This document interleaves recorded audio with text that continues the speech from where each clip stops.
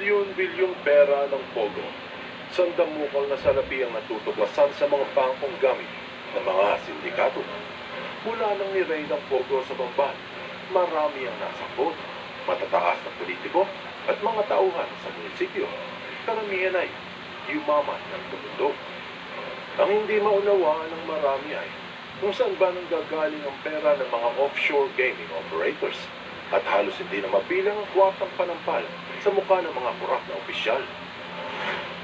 Siguradong magugulat ka sa malalaman mo na natuklasan na kung saan nagmumula ang bilyones ng mga sindikato. Resulta ng katiwalian na hindi lamang Pilipinas ang damay, pati buong mundo. Mayroong mga naniniwala at marami din namang nag-iinala. Ang tanong, totoo ba?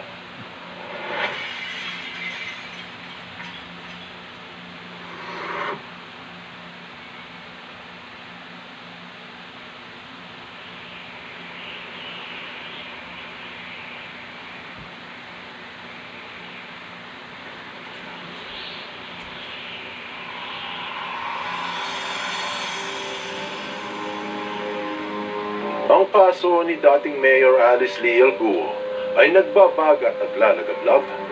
Maraming pangalan ang lumabas na nasangkot sa mga sindikato na nagpapatakbo ng mga Pogo Hub sa bansa.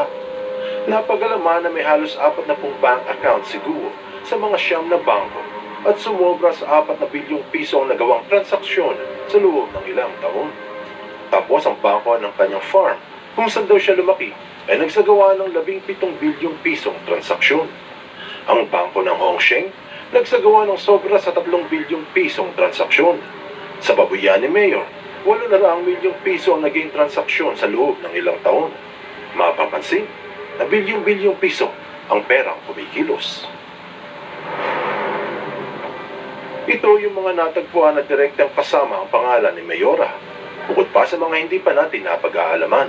Bukod dyan, hindi pa nahahagilap ang mga bank accounts ng mga mas mayayamang incorporators ng sindikato, katulad ni Hong Jiangyang na may ugnay sa family at si Wang Ziyang na sangkot naman sa ibang krimen sa China.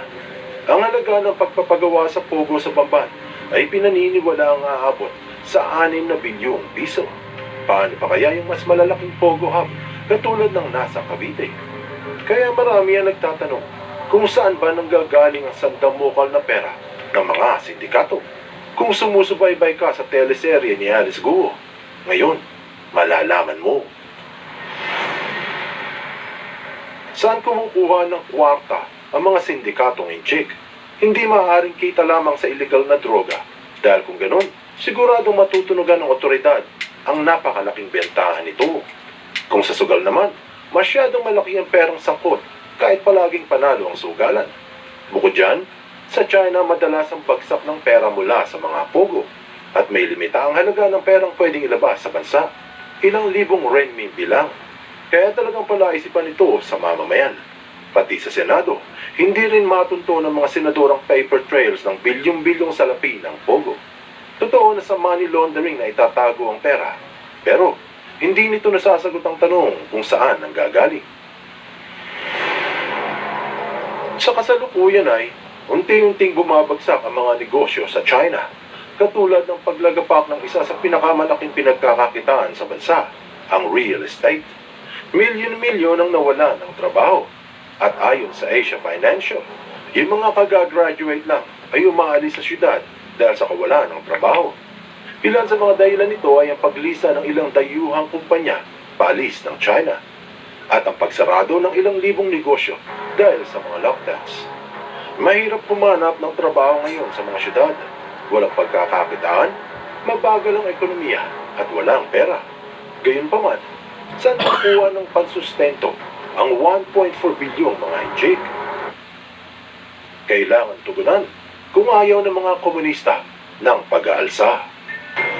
Ontiveros echoes the words of Interagency Council Against Trafficking Undersecretary Nicholas T. regarding Guo's possible fate. Bago matapos ang taong 2021, isang opisyal ng Chinese Central Bank na tinatawag nilang People's Bank of China o PBC ay nagbagsak ng isang reklamo sa munisipyo hinggil sa isang krimeng nagaganap sa loob mismo ng China Banknote Printing and Minting Corporation. Ito ang sangay ng PBC na nag-iimprenta ng pera, ang Chinese Yuan o Renminbi o People's Money. Ayon sa reklamo ng lalaki, na ilang buwan pa lamang nagtatrabaho sa sangay ng gobyerno, nakatuklas ito ng matinding paglabag sa batas. Dahil yan namang inimbestigahan ng otoridad at napagalamang lumalabag sa batas ang mga mismong namumuno sa malaking kumpanya. Paglabag, naaapekto hindi lang sa financial system ng Pilipinas, pati sa buong mundo. Ilang araw nagtagal ang investigasyon ng kapulisan at naituro ng nagrereklamo ang kanyang natuklasan. Base sa ulat, napansin ito na pinahihintulutan ng management ng korporasyon ang isang iligal na gawain kung paano ginagawa ang pera. Ang bawat papel na pera ay may mga serial numbers. Sa Pilipinas, minsan may isa o dalawang letra, tapos kasunod ay 6 o 7 numero. Nakatatak ng asymmetric ang ilan para sa seguridad. Ito ang palatandaan kung ilan ang naiimprinta ng Bangko Sentral at ang bawat isa ay may unique na numero o may sariling serial numbers. At ang reklamo ay dinodoble ng bangko ang pag-imprinta ng pera.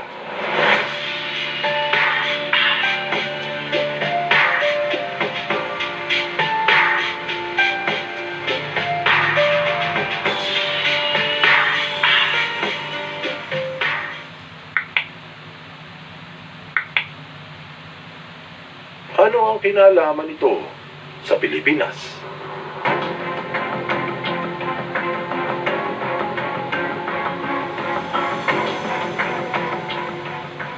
Ang resulta sa investigasyon ay kumalat na parang apoy sa tuyot na kubo. Ang Bangko Sentral ng China ang nangangasiwa kung gaano karami ang nararapat na iimprintang pera. Ito ay upang panatilihin ang balansing ekonomiya para maiwasan ang inflation o pagtaas ng presyo ng bilihin kapag kulang ang perang gumagalaw sa bansa. At ang kabaliktaran para maiwasan ang deflation o pagbagsak ng presyo ng mga paninda. Kaila sa marami na mas masahol ang deflation kumpara sa inflation dahil pangitain ito na masamang lagay ng ekonomiya. Kaya binabalanse ng Bangko Sentral ang pag-imprinta sa pera ng bansa. Siyempre, kapag ang China ang may problema sa ekonomiya, damay ang buong mundo. Ang serial number ng bawat pera ay panigurado na hindi ito mapepeke. Kaya sa pera ng Pilipinas, mayroong mga asymmetric na numero. Mas mahirap itong magaya. Pero alam ng mga netizens na pagdating sa batas, walang pakialam ang mga hijik. Lulusot ang mga iyan kahit sa butas ng karayom para makapandaya. Ang pag-imprinta ng mga perang papel na may parehong serial numbers ay lusot sa batas dahil sa lehitimo ang mga numero kahit nakilatisin ng otoridad. Pero may masamang idudulot ito kung gagastusin sa loob ng bansa. Kung ilang daan o ilang libo lamang ang duplicate na imprinta, wala sanang problema.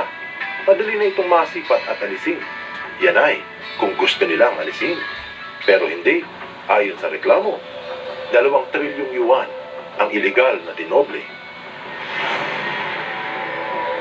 Binalita sa Caixin Global noong buwan ng Disyembre taong 2021 na kusang nagpaaresto ang direktor ng kumpanya na nag-iimprinta ng pera sa China.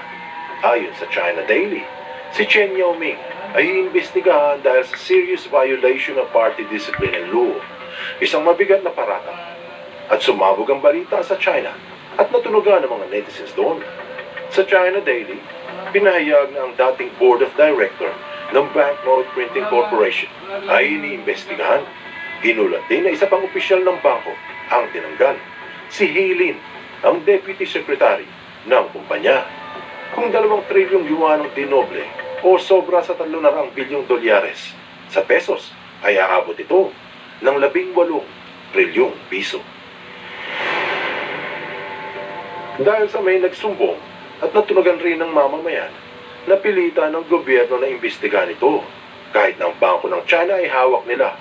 Kumbaga, damage control ngayon para hindi mapasubo ang mismong gobyerno dahil sa napagalaman ng mga miyembro pala ito ng Partido Komunista. Sinabi sa Global Times sa tagapag-ulat ng mga komunista na itinanggi ng Bangko Sentral sa China na pinapayagan ng dating direktor nito ang pag-imprinta ng dobleng 313 bilyong dolyares na pera. Pati sa South China Morning Post, pinahayag na itinanggi ng China ang karumal-dumal na naganap, ang forgery ng 314 bilyong dolyares. At sa Bloomberg, ganyan din ang sinabi, na itinanggi nga ng China na nag-iimprinta sila ng dobleng bilyones. At ang hinala ng marami ay, dati na itong ginagawa. Maluba ang implikasyon nito sa financial system ng buong mundo dahil ang bilyong-bilyong renminbi na pumapasok sa mga bangko ay wala palang backup ng tunay na ekonomiya.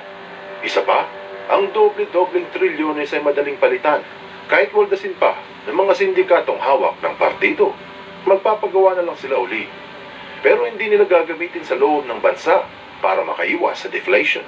Gagamitin nila ito sa mga transaksyon sa abroad, pantayo ng negosyo, pagpapagawa sa mga pogo, pambili ng mga ari-arian at pangsampal sa mukha ng mga korap na politiko. Kaya mapapansin kapag bumili ng lupa at kondo ang mga inchik, madalas ay cash. Para masiguro na papasok sa bangko ang dobling serial numbers bago masuli. Anong aral ang mapupulot dito? Kaya pala napakaraming pera ng mga sindikatong hawak ng komunista sa Pilipinas ay marahil dahil sa ilegal na dinodoble ng kanilang bangko ang pag-imprinta ng pera. Walang sabit dahil sa lehitimo naman ang mga serial numbers, pero matinding pinagbabawal dahil sa sasagabal ito sa financial system ng buong mundo. Kaya yung mga POG hub sa bansa ay bilyones ang halaga. Pati ang panampal sa mukha ng mga korap na politiko ay bilyones din. Kaya dapat mag-ingat ang taong bayan dahil kahit sa ang gubat ay mayroong ahas. Buksan mo ang iyong isip